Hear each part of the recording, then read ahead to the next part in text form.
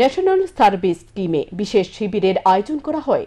রাজধানীর ধলেশ্বর স্থিত পিএম শ্রী কামিনী কুমার সংঘ মেমোরিয়াল উচ্চ মাধ্যমিক বিদ্যালয়ে 25 জানুয়ারি থেকে আগামী 31 জানুয়ারি পর্যন্ত চলবে এই বিশেষ শিবির। মঙ্গলবার ছিল ন্যাশনাল সার্ভিস স্কিমের উদ্যোগে রক্তদান শিবির। শিবিরের শুভ উদ্বোধন করেন সমাজসেবী রাজীব ভট্টাচার্য। তিনি বক্তব্য রেখে বলেন, সমাজ আমাদের শিক্ষা দেয়, এ দেশ, এ রাজ্য এবং এ সমাজ আমাদের। এ চিন্তাভাবনা নিয়ে ছাত্রছাত্রীদের এগিয়ে আসতে হবে। এ লক্ষ্যমাত্রাকে সামনে রেখে কাজ করতে হবে। সমাজের প্রতি দায়বদ্ধ হতে হবে।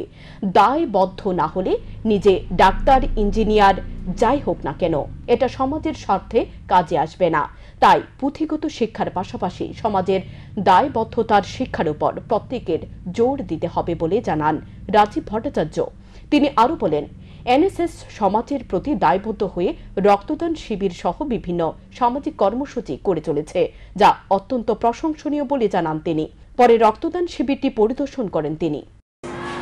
আমি বলবো যে আমরা পুঁথিগত শিক্ষায় আমরা শিক্ষিত হই, কিন্তু সবচেয়ে বড় জিনিস যেটা সমাজ আমাদেরকে শিক্ষা দেয়। এই সমাজটা আমার, এই পরিবেশটা আমার, এই রাষ্ট্রটা আমার।